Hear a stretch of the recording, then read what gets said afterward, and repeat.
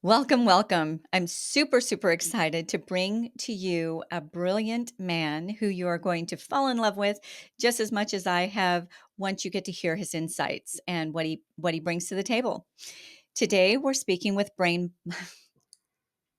Today we're speaking with Blaine Bartlett. He is a speaker and author of 5 books, including an international bestseller, Compassionate Capitalism. And I can't wait to dive into compassionate capitalism versus conscious capitalism, which we're a little bit more familiar with hearing. So we'll definitely be diving into that. His focus is the soul of business. And that's another thing I really want to dive into with Blaine. What made him pull that out of all the different aspects of becoming a successful business person, right? What is it about the soul? So we're going to be diving into that. He actually has a podcast on the subject, and so I'll have him share that a bit as well.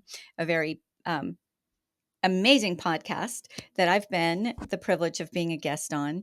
And if you have not had the privilege to watch some of those episodes, make sure to do so because you will definitely be impacted in important ways. He's also keynoted around the globe. He's been featured in TV series such as The World's Greatest Motivators, and you're going to find out why that is pretty quickly. And he also was in the movie and the book Think and Grow Rich, the legacy. Think and Grow Rich, the legacy. Now, I'm a follower of the original, so I didn't even know about the sequel. I would love to get my hands on that as well. And you've done 2 TEDx talks. And I know this is just the tip of the iceberg of the many accomplishments that you've had just wanting to get your voice out there, your message out there, and your insights out there. What set you on this journey, Blaine, and why in the direction that you have taken it? Wow. Well, first of all, thank you for being such a wonderful host and inviting me on this platform. And also for being just one of the best guests I've had on the podcast, The Soul of Business, in a long time. I loved our conversation.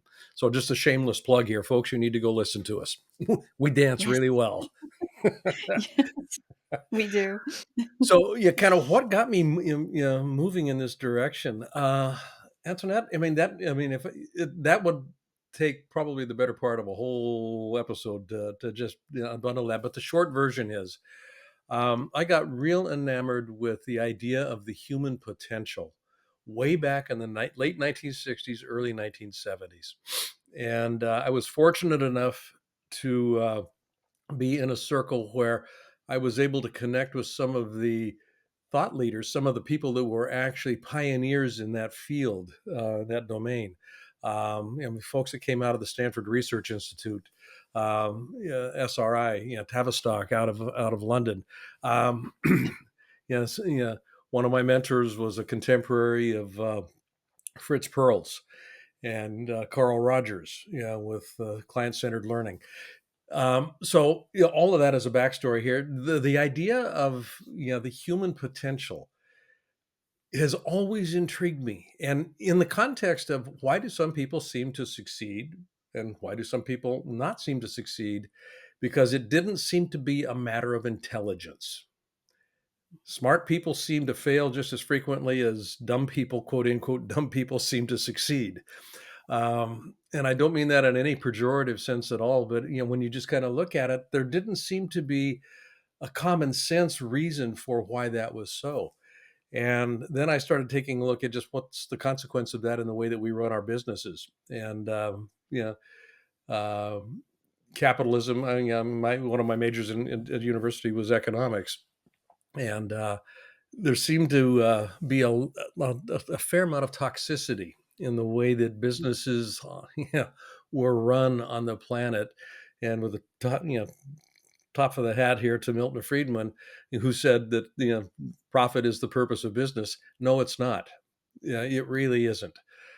We swallowed that canard hook, line, and sinker, and there's been some very unpleasant consequences as a function of that. For me, the purpose of business is to uplift the experience of being alive on the planet. That's Ooh, simple. uplift Uplift the the experience experience of being alive. of being alive on the planet. And if your product or service is doing that, you will not have a problem with profit because people want to Mm. feel uplifted, which kind of moved into the whole notion of compassionate capitalism versus crony capitalism. And in between crony capitalism, compassionate capitalism was conscious capitalism. So, Well, you just touched on some really, really important things, and I'm paralleling it, of course, as a speaker agent and as the host of SpeakPact, right? On everything that you said, how that relates, yes, to business, because speaking is a business when you're getting your voice out there. It should be handled like a business so that it's impactful on a maximum level and sustainable, because if it's not reciprocating, then you can only do it for so long, right? And I have seen exactly what you've said. I've been putting speakers on stages for going on 3 decades. And at first, as a novice, right, when I first started out, if somebody was brilliant, if they were an expert in some sort of um, subject matter that I knew was of interest to my audience, I would put them on the stage. And a lot of times, their brilliance kind of made them fall flat as mhm, a presenter because they weren't connecting. right. And I suspect that when you talk about the soul, you somehow tapped into the fact that brilliance has to be connected to connection or relatability or translation somehow. So am I getting close at all? And You are. and what made you make that Go Yeah, ahead. you're spot on with that. Yeah, at the end of the day, if I and I've asked this question of thousands of people, what's an organization or what's a business? What's an organization? How do you define it?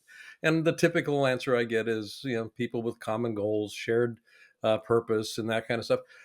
All of that's all well and good, but at the end of the day, all any organization is, whether it's a family or an enormous business spanning, all kinds of countries, it's a collection of people that are in relationship.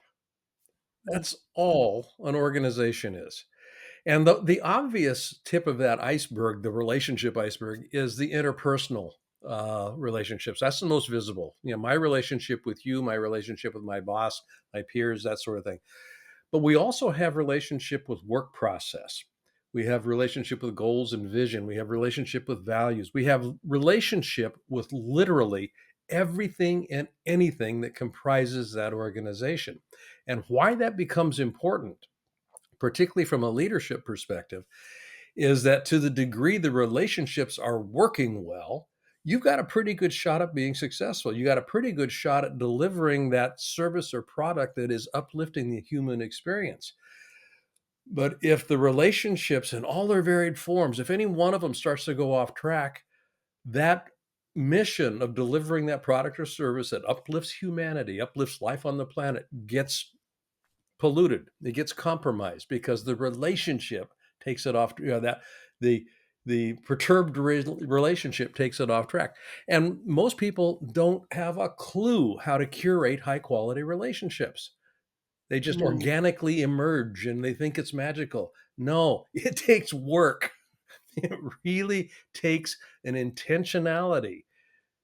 And that's a large part of the work that I do is how do you actually understand, first of all, the impact, and the impact is the perfect word for this, the impact of a relationship gone bad, as well as the impact of a working holistic relational environment system where it's all hitting on all cylinders.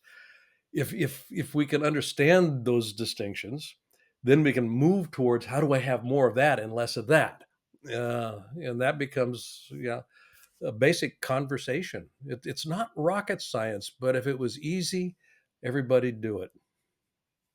Well, you just dispelled that whole misnomer in my book that your business life is somehow separate from your personal life. I have never heard it communicated the way you just communicated it, and that is brilliant. I kind of want to soak into it. It's like, "Bye, Blaine, I'm gonna go soak into what you what you just said." Yeah, I know you have so much more to bring us today, so I'm gonna hang around. But I really do wanna soak into that even for myself, because not only did you communicate, if I'm following the track the correct way, that an organization is really just a set of relationships, and we're talking interpersonal, Yep. right? Personal, human to human relationships.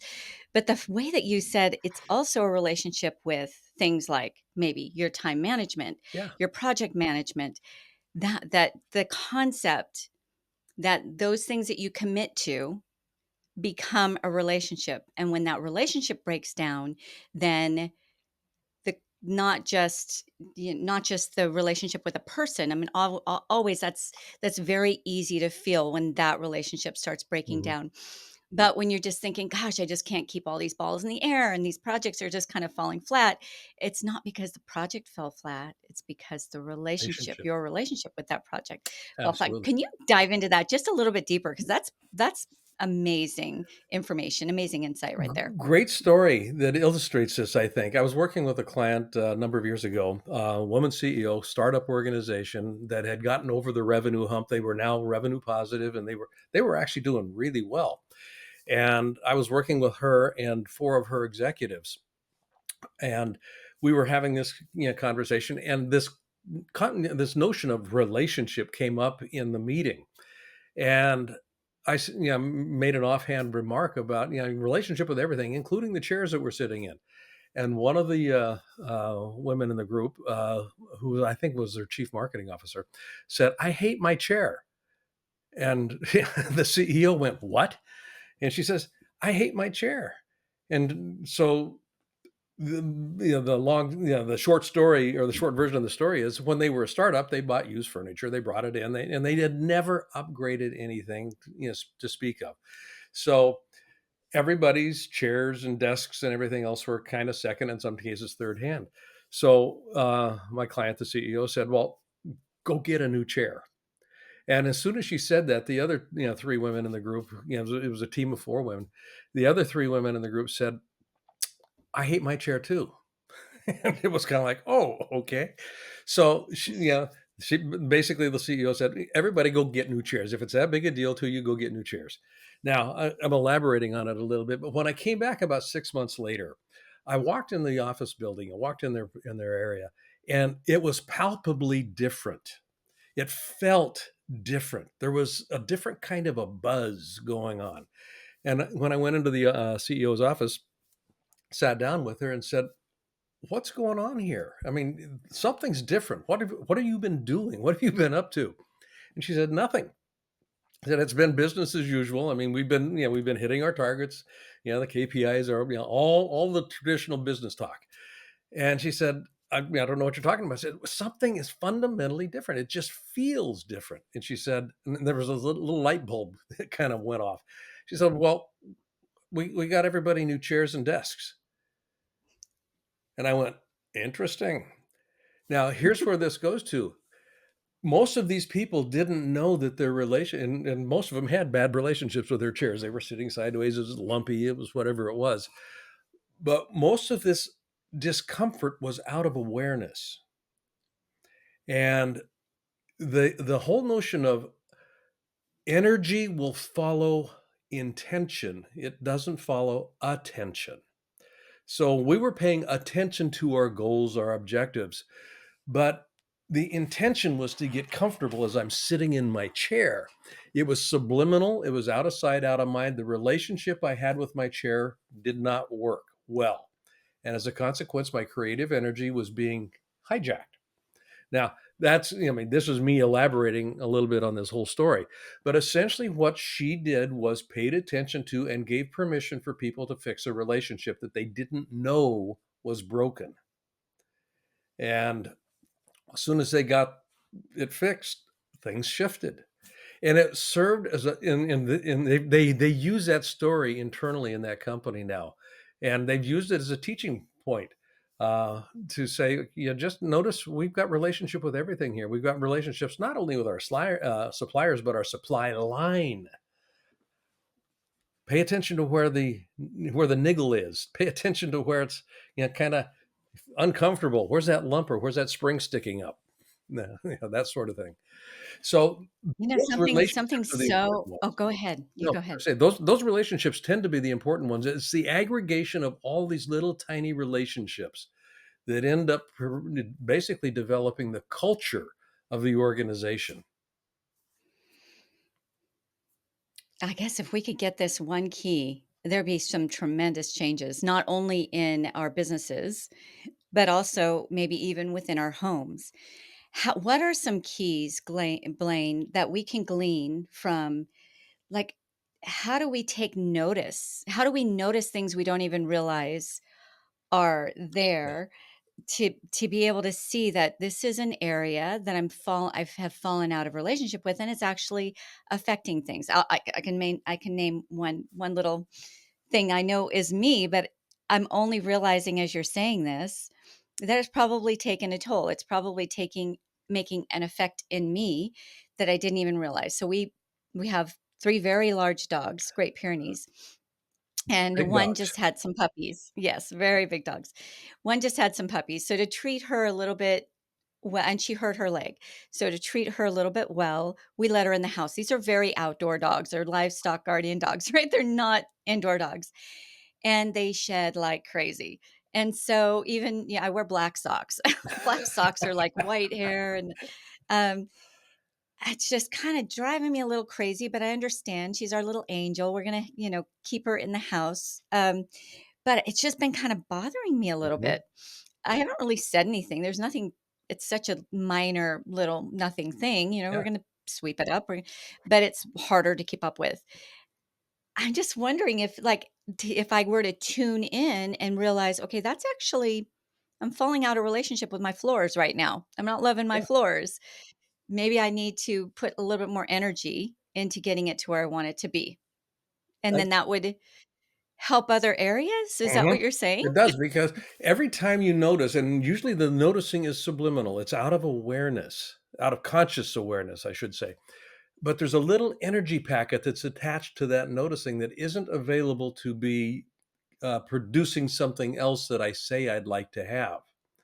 And yeah, I mean, we're in the new year here, uh, and people have set New Year's resolutions as an example. But what they do is they set these things as objectives that are out there someplace, but they don't necessarily look at the habituated ways that they actually live their lives. And resolutions don't do anything about habits. And habits Mhm. are oftentimes rooted in that unconscious noticing. Yeah. That, yeah. There's a number of different research papers here, but one that I cite often is the unbearable automaticity of being. Um, which is a very interesting study. But it basically illustrates that only 5%, when we set goals and objectives in our lives, only 5% of our behaviors are consciously directed in service of those goals and objectives. 95% of what we end up doing, how we think, how we feel, is in a subliminal state. It's in a subconscious state that colloquially we call the mindset. It's our mindset. And mindset is not visible typically, except in behavior. That's how I know somebody's mindset is I observe their behavior. I don't pay attention to what they say. I observe their behavior. That gives me a pretty good clue about how they organize their world. And how they organize their world in here shows up out there. Oh gosh, I'm seeing so many ways that how important if we could just get this, how important it could be. Can you speak directly to SpeakPact's audience, our Mhm, audience mhm. here, and, maybe use an analogy of getting up on a stage and being in relationship maybe with that room and the audience that they're speaking to over and above in relationship with their PowerPoint or the agenda or the message that they want to get out, but more in relationship with why they're really there. Yeah. And I would love to hear that put into words by you. The When I give a keynote as an example, I'll go to the room, usually the evening before, And I'll literally walk around the room, and if somebody watched me, they would think I was crazy because I'm talking to the walls sometimes. I mean, I literally will talk to the walls. What have you heard going on in here? Kind of what's this space Oh, held? wow. There's there's an old it's not Hindi. It's uh my brain just went dead. Sanskrit word called rasa, rasa. And rasa basically is the embodiment of something. And this is where the soul of business comes in. Everything has a rasa to it. It's got an energetic feel to it, and it's a consequence of what it's been around. What's kind of the steeping that has occurred. Now, whether you buy this or not from an intellectual perspective, you walk into a building and you feel something. You feel the rasa, not only of the building but also of everything that's going on inside in that building from the company's perspective. So the first thing I do is I want to get a feel for the rasa. Kind of what's gone on in here. How do I position myself in this space? Because the audience is positioning themselves in that space as well. Yeah. And and this is, I mean, this is almost pro forma, at this point in time. I want to know who the audience is, so I'll have done some homework before that. Kind of what are we paying Mhm. attention to? What's important here? What's the takeaways? Those sorts of things. But before the program begins, I'll go out in the Eddie room. I'll go out in the foyer, and I'll just meet people. They don't know who I am, uh, and so I'll just talk to them a little bit about what are your expectations here? What have you heard about this guy? um, that kind of stuff, just to kind of get a sense of what they're listening for. Because what they're listening for, I can always position my content to match what they're listening for. And that takes me away from a reliance on the PowerPoint deck or anything else. I can speak to the listening. And then that kind of sets things up for me. And then I'll usually pick two or three people in the audience. They don't know this, but usually it's somebody that I've spoken with already that I can kind of connect with. I mean, I'll visually connect with them. I'll speak directly to them as if they were representative of the entire whole. That sort of thing. I mean, these are just speaker specific sorts of things that you do, but Well, I hope people have a pen and paper. I've already taken 3 pages of notes, so I really hope that they do because this is you're brilliant and you brilliantly connect. That was something that really attracted to me to you in the very beginning. That's these little insights, right? They may sound little, but they're massive when it comes to setting yourself apart as a speaker from a speaker to a brilliant thought leader who people are going to wanna follow mm, and reach out to. That's the difference, and I love how you said, "Speak to the listening." Speak to the listening. mhm. I know you spent a little time here. I'd like to just spend another Yeah. 30 seconds or so and have you go a little bit deeper there. There's a business objective, and I'll put this in a business meeting, presentation sort of a thing. But there's always a business objective that the sponsor wants to make sure gets landed. That's one piece, but it's almost never the real thing that people want to hear. And I say hear in the sense of what they feel as they're being touched or as they're being spoken to. Um, and there's a difference between being spoken to and being spoken at, and that's a distinction that is really kind of important to understand. So that little the Japanese have a term for it. They call it nemawashi, the meeting before the meeting. So I'm meeting out in the foyer, kind of the meeting before the meeting, kind of socializing a little bit here. Kind of what's really being paid attention to here. Is there stuff in the water, so to speak, or in the air that I don't know about because it wasn't part of the formal research that I did or the due diligence that I did beforehand. So if I can kind of get a sense that this is kind of going on, it's subliminal in the current of the audience mix. I can kind of, if I don't speak directly to it, I can kind of uh, energetically match it. Like if there's concern about an upcoming quarterly report, that fear, energy, or whatever it might be is kind of going to be there. So I want to be able to acknowledge its presence, Mhm. and then maybe not address it directly, but kind of make some jokes about the fear of the unknown. We're gonna take a little journey here on this stage. You're going to be with me for the next 2 hours or the next hour, or whatever it is. You don't know where you're going. That's got to be a little bit frightening, got a little bit unsettling. So I just kind of it's not part of the formal presentation, but it's a way that I kind of I'm with you.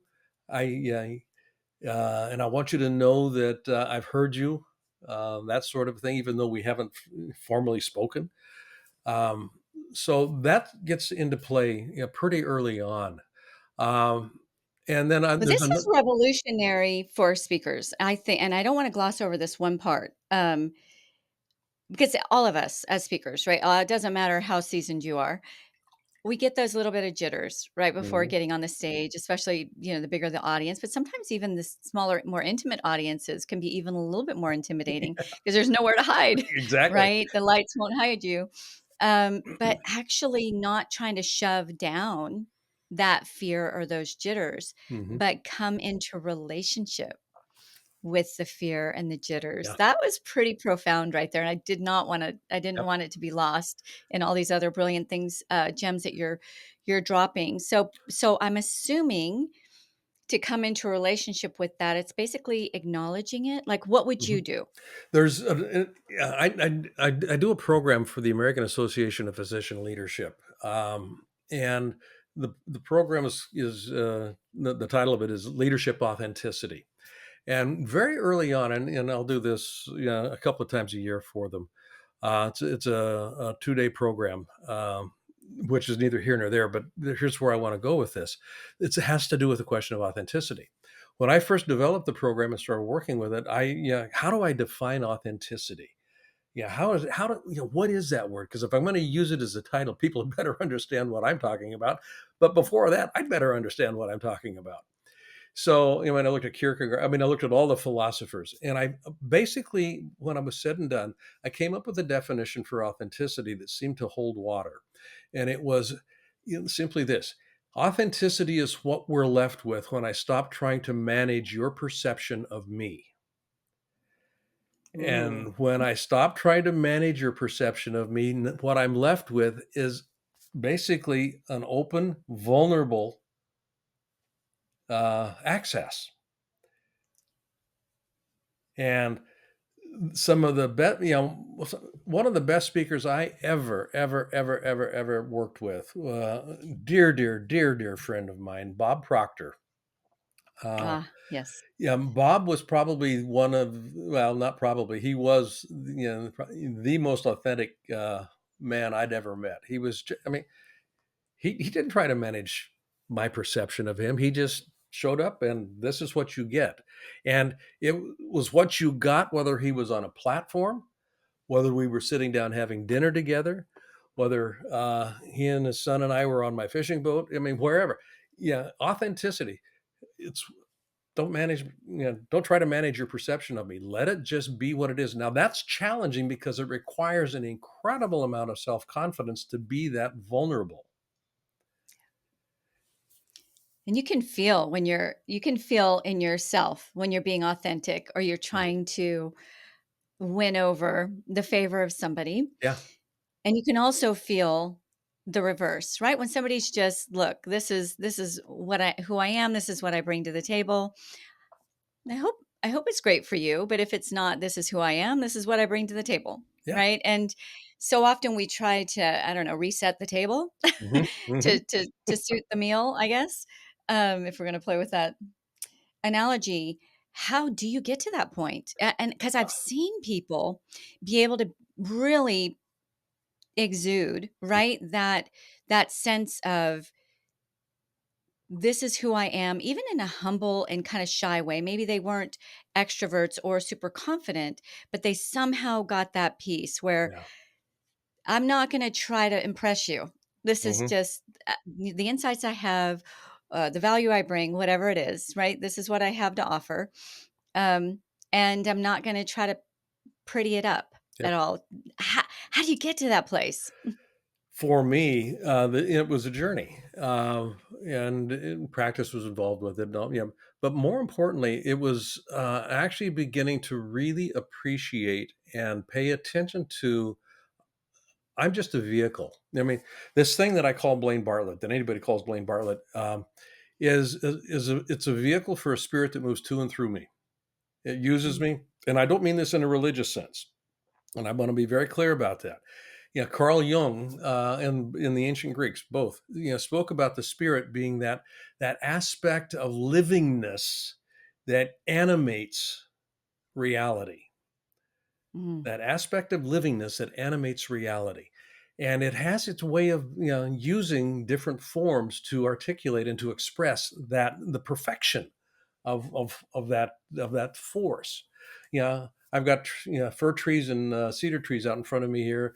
The water, there's a force that is expressed in those trees, and it's beautiful. It doesn't try to manage my perception of it. It just shows up. So when I'm speaking, as an example, or when I'm with my wife, my grandkids, wherever, and this is where Bob was really truly masterful. I recognize that I'm just this vehicle here. So why would I want to manipulate the way that spirit is going to be expressing itself? I've got knowledge, I've got intent, I've got physical mannerisms and all that stuff. But I'm making the assumption that spirit chose this vehicle to express itself in a very unique way. I mean, statistically, there's never, ever, ever in the history of the universe going to be somebody like me. And I say that with all hubris. And that's It's so true of true, and I love everybody. that you know that, right? It's endearing when somebody knows that, and they're really not trying to manipulate how you think about them. Yeah. It's easy to slip into that, Yeah.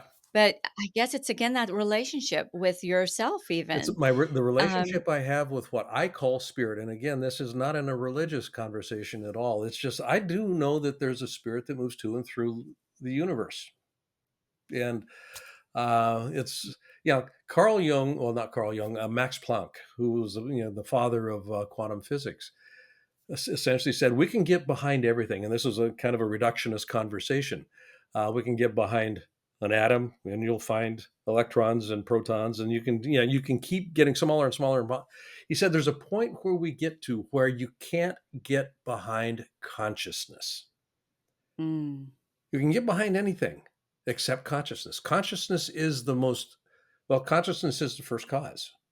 So yeah, I am consciousness being expressed in physical form, as are you, as are all of the listeners to this right now.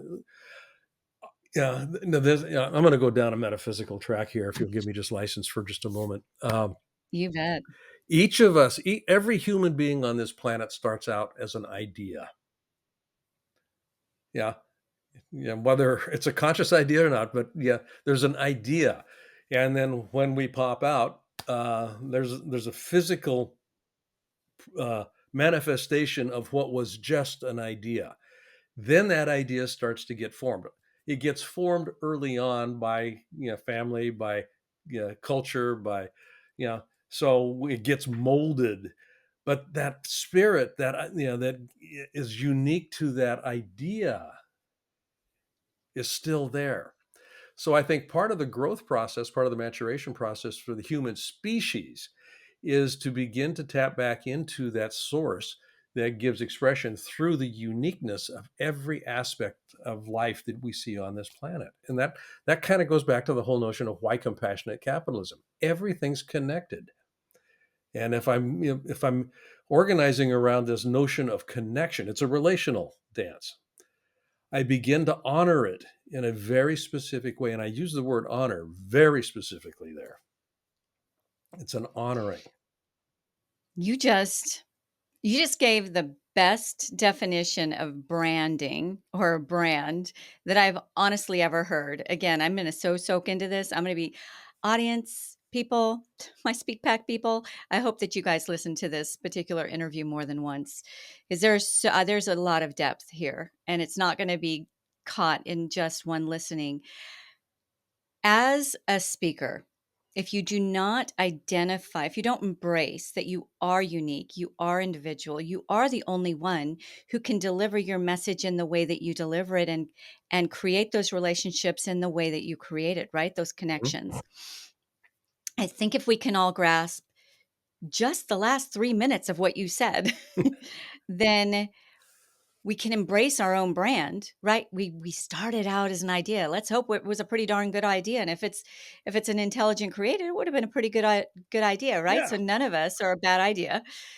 And as we grow, we create ideas of our own Mhm. and want to communicate those and connect with our audience to hopefully to make a bigger, better Impact, world, yeah. right? To make some positive differences. I think that it all boils down to, why do some speakers get these amazing stages and these amazing followings, and others can be just as brilliant, like you we started out talking, but they're on the struggle bus. They're just on that struggle bus and can't seem to get off. Mhm. What's the key difference? I think that if we can really grasp these concepts that you've laid out on the table today, that's it. That's the I hope you'll let me have you back, because this is just the tip of the iceberg.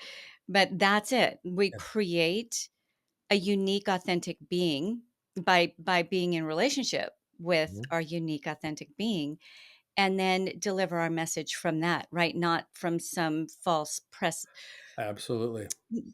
some false way that we think we need to do it, right? That's why trying to follow other people's frameworks rarely ever work, because Yeah. you're fitting yourself into the wrong size shoe. Yep. Yeah. I mean, there's an old aphorism, in Buddhist philosophy: "If you meet the Buddha on the road, kill him." Because essentially what it's referring to is you're following in the path of somebody that's gone before, but that path was that person's path. You've got your own unique Mm, path. If you kill the Buddha that you find on the path that you're walking, you're not left with anything except your own path to walk now. So, yeah, and it's going to get brambly. You're going to have to yeah. discover it. The Well, you've fashioned a pretty incredible brand for yourself. Oh, you go ahead. I just want you to stay on that lane. You Yeah, go no, for it. yeah, just the idea of uniqueness. Yeah, like you mentioned on the introduction, I've written 5 books. The very first book I wrote, it was kinda like, "Who in the heck is gonna read this thing?" Because yeah, why I've got nothing to say that you know, new. But the writing coach that I was working with going, yeah, basically said, "Nobody will write it like you do. You may say exactly the same thing as 4 writers before you have, but you're gonna say it in a way that nobody else has, and you'll put the things together in a way that nobody else did. And as a consequence of that, you will hit a different audience." And that's, I think, why some people end up on stages and other people don't end up on those same stages. Is it in part has to do with the crafting of the message so that there's a resonance with that particular audience, if you will, or that particular. I mean, yeah, I would not speak well necessarily or be as receptive as well received as I would like to think that I would be. Yeah, speaking to a group of campfire girls. Just, I mean, just because that's not the way that put things together. Now, could I do that? Yeah, I've got granddaughters. I could probably do that, but that's not going to be the sweet spot for me. And I think when we begin to identify really kind of what's that uniqueness and how do I position my messaging in alignment with that uniqueness, that's where we find the stages that we belong on. And that's when you become a sought after speaker, right? There are a million, at minimum, speakers and presenters and even experts on business leadership, on Mhm. business success, right? Why blame Bartlett? And it's because you connect. It's just like, wherever you go, Blaine, I'm going to tune in, because I have already gleaned so much from the way that you deliver your information. And I think that's really important for any speaker out there. Don't try to follow the Buddha, right? Don't try to Mm. follow somebody else, some other guru, some other. I actually circled the mountain for about 7 years, if not longer. Yeah. buying into very high level programs, trying to dance to this person's dance and dance to this person's dance. It just wasn't happening. And when I finally decided, you know what, I'm going to cut my losses, put it all aside. What is it that I want to accomplish?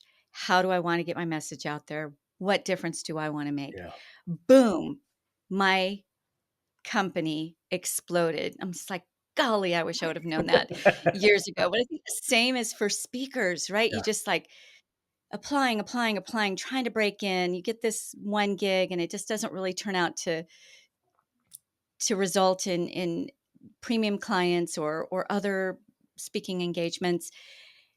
But once you hit on you and you hit that chord and you know how to connect with your Yeah. audience, that's where it really begins happening. And you really have a bead there. I don't know where you got it, where along the way you figured this out, Blaine, but you really have established a path not just for you, because obviously you've made it. Look at these places that have had you in their space, and there's reason for that, but also to pass that torch to us as we're getting our voices and our messages out there. And I love that it's not like, hey, this is Blaine, follow me. It's more, hey, look, get into right relationship with Yeah. yourself. How does compassionate capitalism even relate to that, especially with regards to a speaker versus conscious capitalism? That's a great question. Um, Conscious capitalism, the movement was basically generated after Raj Sisodia and John Mackey wrote a book called Conscious Capitalism. And John was the co-founder of Whole Foods, and Raj was a professor at Babson University, professor of business, and they're both very good friends of mine. And I was talking with them, not too long after the book came out, and I remember, sitting down with John at dinner in Santa Monica, one evening, and I said, "There's something that's missing for me here, um, because what you talk about in the book is consciousness, being aware of the fact that there's an eco environment, there's a whole environment outside of just the shareholder group or the direct customer relationship that businesses, that organizations need and literally need to pay attention to, specifically in terms of recognizing their existence. But in the book, you don't really describe much around the behavioral analog to that conscious awareness of the fact that there's other groups out there. And when I say behavioral analog, it really is about how do I behave as a consequence of knowing that, yeah, we're actually connected here. So compassion, when we look at compassion as a word, um, it's impossible to have the experience of compassion without without having the experience of connection, the experience, not the recognition of, but the experience of connection. And in the most starkest of terms, there's nobody out there but me. So I'm continuously dealing with aspects of myself. So how I am treating you is basically a foreshadowing of how I'm treating myself. So that's an altruistic way of thinking about things and that sort of thing, but it has a way to translate itself into business. And this is where compassionate capitalism came into play here. How do people feel about themselves when they walk away from the interaction that they had with me? Do they feel uplifted? My role as a business person, my role as a business leader, my role as a clerk on the floor is to find a way to have that person feel uplifted because they are a part of me. They are a part of our business. There's nothing that is not connected on this planet. Now, where this translates is in the way that we make business decisions. Instead of just making a decision for a quarterly profit, we start making decisions with a recognition that there's a ripple, and those ripples have consequences. And those consequences show up in some very fundamental ways in terms of quality of life, in terms of health and well-being. I mean, so you just kind of fill in the blanks. For me, and this is just my own bias, business is the most pervasive and powerful force on the planet today. There is Mm, nothing that is not touched by the activity of business. And if I had a magic wand, I would require every business owner and every business leader to actually sign a Hippocratic oath of sorts. First, do no harm. Now, Mm. Google tried that at the beginning, but they've gotten away from it to a significant degree, I think. But that whole notion of first, do no harm, it forces me to think about things in a different way. And I may end up making a decision that will cost me a little bit more money, but it will have a return on investment that is significantly different. And honestly, Antoinette, where I came up with a lot of this, I grew up on a farm. And I'll just kind of go down a rabbit hole real quick here. Grew up on a farm, and I used to walk the farm all the time. I mean, I was just out in nature a lot. And one of the things that I, in retrospect, started, noticing was that everything seemed connected. I mean, the seasons. This was up in the northwest of the United States. Everything was connected. Even when in winter the ground, was barren, there was a lot of stuff going on underneath, and it would show up in spring. And the point here is that there is nothing in nature that serves as a center of accumulation. Everything in nature serves as a center of distribution in one way or Mm. another. And the default for most businesses is to find ways to accumulate as much profit as possible, as much market share as possible. And it's the accumulation that gets us in trouble. So, and it's a consequence of feeling separate from, divorced from the consequences of our decisions and actions. Now, that's my Mm. soapbox. And I apologize Mm. for it, but There was a lot of gold there. Thank you for going down that direction. It's an important concept to hold on to. uh, well, thank you for allowing the time. Well, so there's a big difference between just recognizing connection Yeah, and being number human. 1, experiencing connection, not just you connecting with your audience, but also having them not just connect with you, but also connect with each other. Yeah, One thing that I always train my trainers, right? One thing I always train my experts or try to convey to my experts who really want to take their speaking careers to the next level is that within the first few minutes of getting in front of any group of people, you're you really have to you got to have to connect. establish connection and community that people feel like, okay, I'm in the right place, I'm with the right people, I'm listening to the right person, I'm here, I'm all in. If you don't, they're going to be checking their phones Yep. and it's going to be harder and harder to establish that connection. And you've just given some dynamite things to get into our psyches. If we could just get these concepts and practice them, create experiences not only for ourselves, for our audience, but for our audience to our audience, maybe even our audience to the room, to the experience that they're having, then you've got it, Hmm. right? Yeah. You got a pretty good leg up. I'll tell you that. Yeah.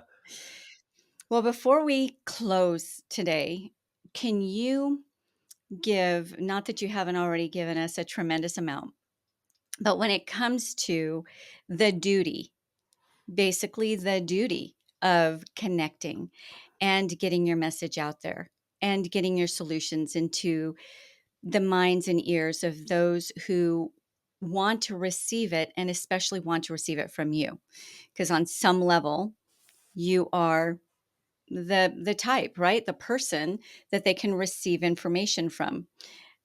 What would you say to that? How can we go about making that pact to make the impact, not as a duty as far as something to check off in your life or, a means to an end, but more to that very compassionate capitalism that you're speaking to? That's a great question. I'll answer it this way. Earl Nightingale years ago was asked, "How do you define success?" And he said it's basically the pursuit of a worthy ideal. Now, that worthy ideal isn't defined by somebody else for me. It's something that I just define for myself. So, from the vantage point of being an effective, impactful speaker, what's the worthy ideal that I'm trying to convey? And how do I position it? How do I package it? in a way that it's consumable, that it actually resonates resonates in a way that touches somebody else's worthy ideal. So there's this, that connection, that synchronicity, that uh, uh, falling domino sort of a thing that begins to occur. And starting out, and even hell, this is still true for me. Um, Sustainable success is something that is hard to achieve. How do I sustain success in doing this over time? Sustainable success has to do with developing, and this is for the speakers, developing the capacity to continuously start over. Mm.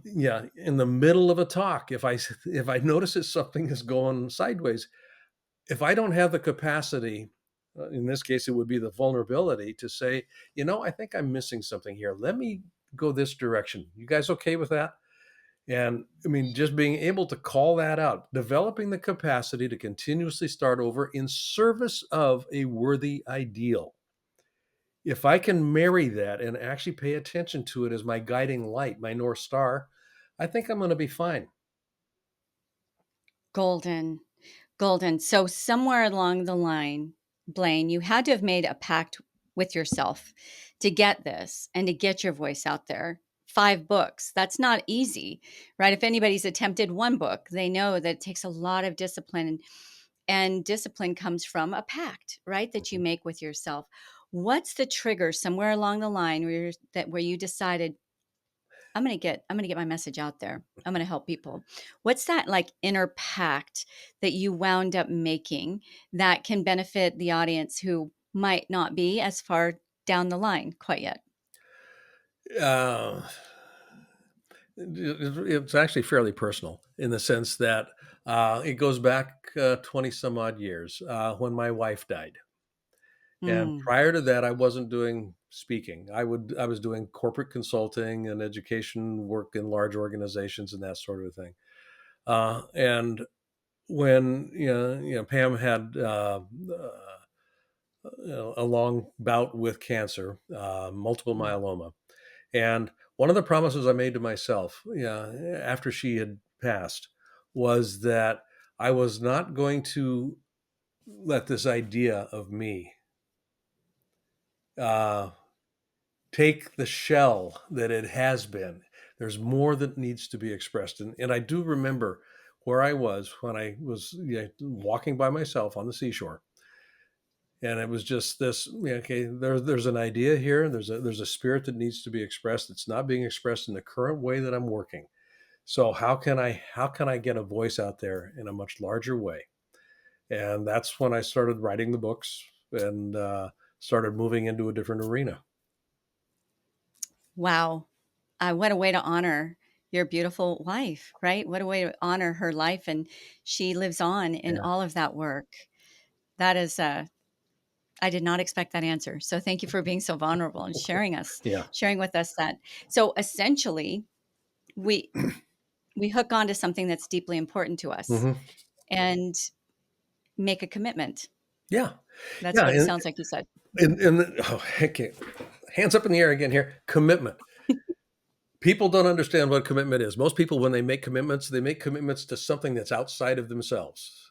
But this is the nature of a New Year's resolution. By the end of the year, I'm going to have X numbers of dollars in my bank account. It's out there someplace in both space and time. In order for a commitment to actually work, I mean, really work, it has to live in here. I'm not committed to something. I am a commitment. And it's Mm. that statement of I am that anchors it. And then it becomes an expression. Then it's just a question of how do I express that I amness using the faculties that I've been given. I am a commitment. But the first book I wrote took me 3.5, almost 4 years to write. It was painful. And I started playing with this notion of commitment. And the last book I wrote, this one over my shoulder here, the Leadership Mindset Weekly, I wrote that during COVID in 2.5 months. And I Wow. had a ball with it. It was not hard. It was a hoot. And it was kind of like, I am a commitment. I am a commitment to this book, and that's how I worked it. I am a commitment to having this book be present. What what a solid way to end this segment, and I do hope you'll let me interview you again because I there's just so much depth that we can still go into. But what a difference. I'm not committed to something. I am the commitment. Yeah. When you own it on that level, everything works Right. towards that journey, Yep. right? Everything works towards getting that book done, Yep. getting your voice out there despite your jitters, whatever it might be. I am the commitment. Ooh, I'm going to be, I have a lot to meditate on. Thank you, Blaine. Yeah, sleepless And nights. thank you so sleep or dream filled nights, right? Exactly. Thank you so much for being our guest. You have just given this audience tremendous a tremendous leg up on their careers as thought leaders, influencers, speakers, authors, getting those solutions into the hearts, minds, psyches of those who are hungry for it, who lay up awake at night, wondering what that thing is. If they could just get it, they could really go to the next level. Yeah, It doesn't matter what level you're at. You can be a very well-known thought leader, and there's always a next level, right? There's always. always those calibrations. Yep. And I think you just gave us some really important keys to that. So thank you very much. My pleasure. Absolutely. Thank you for the opportunity. How can my audience get a hold of you? I know they're going Oh, to want your books. I know they're going to want to hear your podcast. Let us know how we can get in touch with you. BlaineBartlett.com is my personal website. AvatarResources.com is my company website, which is where Compassionate Capitalism kind of resides. The podcast, The Soul of Business with Blaine Bartlett. There's I think two other Soul of Business podcasts out there in addition to mine, but mine is The Soul of Business with Blaine Bartlett. And Blaine is Blaine,